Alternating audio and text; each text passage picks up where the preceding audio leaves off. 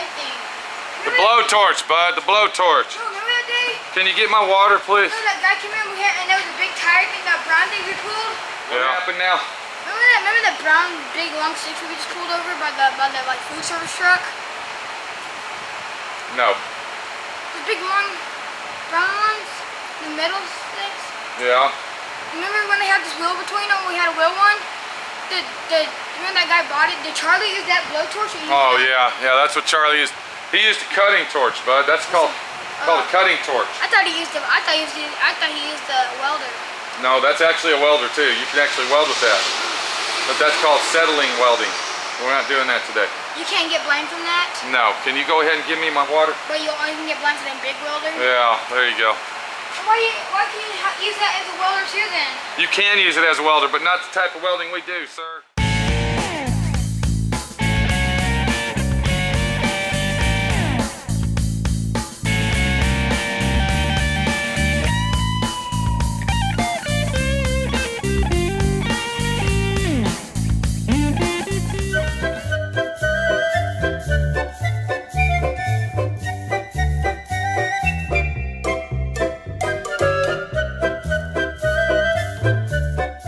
Okay, what we got is, Trevor was asking about what we're using here. We're using a cutting torch mechanism because we got to take some bolts off.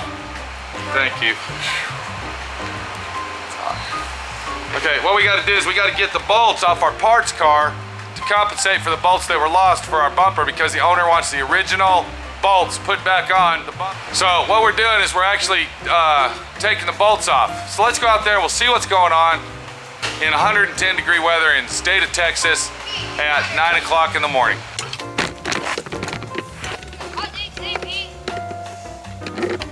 I know. It's gonna be a very hot day. Yeah. Go ahead and jump off there. Come on. Hey, you ain't seen. What we got here? We got us a cutting torch outfit. Okay. Now that could be used for a heater. That could be used for welding, cutting metal, brazing, sweating pipes together. I mean, you know, it just depends on what tip that you use. If you listen, all your questions will be answered. Trevor. This stuff comes out. What? Like that, because last time Charlie used it, he used the blue. Yes, that's the cutting torch. That's where you add oxygen. You use the oxygen, you mix oxygen with the settling and it turns blue like that and cuts metal. It's too big for me. Okay, put your gloves on. You say you'll buy me some. So what we got here is we got us a cutting torch outfit. Now what I got to do, if you look at the bolts down here, you can see, hey, there's a bolt. They've been on there a long time. I don't need the jack right now, Trevor. They've been on there a long time, and you can see what happens. And what happens is I'm gonna get up under the car and I'm gonna show you the situation we have. No. Because that'll tip over and fall on me, bud. Just wait. And you can see that the car is rotted and rusted out. I'm looking up into the trunk, so. But what we gotta do here, if you look right here, we gotta get these bumper bolts off of the vehicle. And there's one right there. Now what I gotta do to get those off so we don't strip them out or ruin them, I gotta take my cutting torch and I'm gonna heat that up till it's cherry red. Then I'll take my air ratchet right there and my wrench set up. No, it'll burn your hand to a crisp. They'll be calling you Fire Marshal Bill. Do we really need to look at what I gotta do is take my cutting torch and I'll heat that up. There it is. I'll heat it up to where it's cherry red. And then that'll make it a lot easier to come off. It'll actually clean our threads as we're taking it off. Let me leave my hand right there, we got a better light. That'll clean the threads as I'm taking them off and clean the bolts as well. Okay, this is the type of situation we won't be able to look at because I don't want to ruin my camera. I don't want sparks hitting my camera. Okay, you can also use a propane torch, blowtorch type propane torch, or you can also use an acetylene torch, anything that'll heat that bolt up to loosen the rust and the rot that's on the nut to get it off. And Trevor wants to use the blowtorch, but we can't do it under the car because that's dangerous because you've never used one before. But I'm going to teach you how to use everything. I'm going to teach you how to use everything here if you just relax, Trevor. No, which one's stronger handle? Which one's stronger, the welder or this? The welder's the stronger weld. This is that's why you can get blind because that one's stronger. Yeah, that's strong. That's stronger. Okay, I'll see you later. I gotta go, bud. I gotta get to work. See you later. Thanks a lot. Goodbye.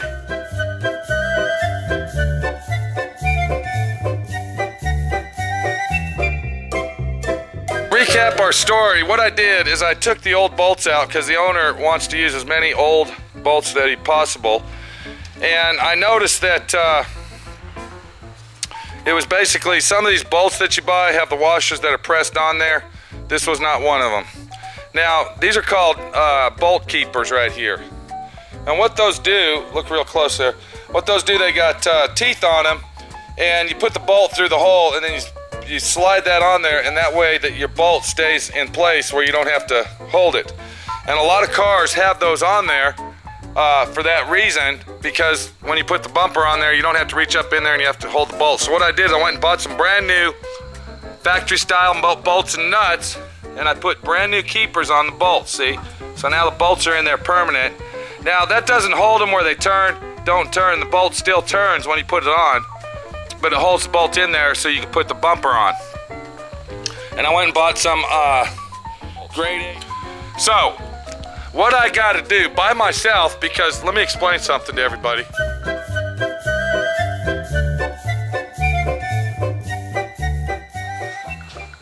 Part-timer, hey, you're supposed to have your head against the wall, sir. All the way up, all the way up. Part-timer is now in timeout. Am I right? Exactly. That's the best answer you can give, because every time you say a word, you get 5 more minutes. Okay. Is Pete a mean guy? Is Pete the enemy here? No. Okay, but you got to learn to respect the situation at hand. And Trevor is not respecting the situation. There he is right there. So Trevor is now in timeout for about 15 minutes to cool down and recap the situation, because that's the solution that we have here. And there's always a solution to every situation, just like Sammy Salami says. And Trevor learned the solution to the situation we have is that he's in timeout. If you notice, it's very quiet. All you hear is the silence of me talking and Trevor in timeout. Let's get our bumper on and let's see in the background if Trevor says anything. Whoa, did I hear some noise over there? I didn't hear anything over there. Did I, part-timer? Timeouter? Okay. Okay, what we're gonna do is I'm gonna attempt to put this on by myself. It's a sad situation that part-timer's in timeout because I could really use his help now, and it's very important that I have his help, but he doesn't want help.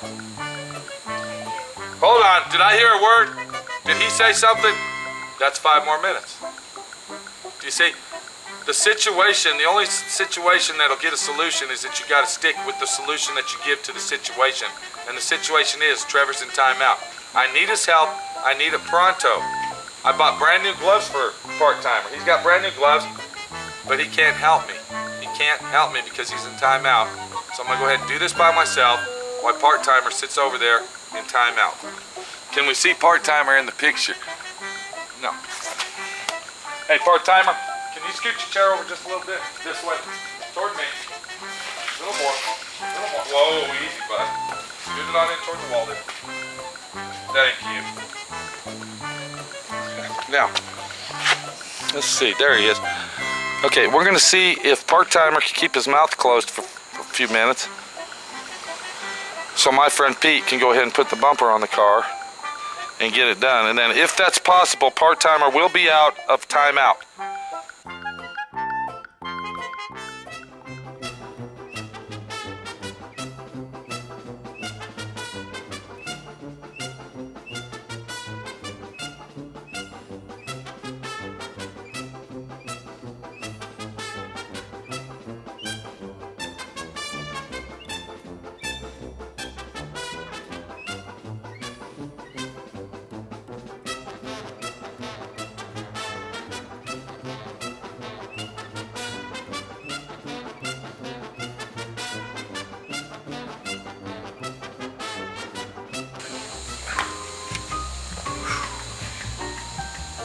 Alright, there you go.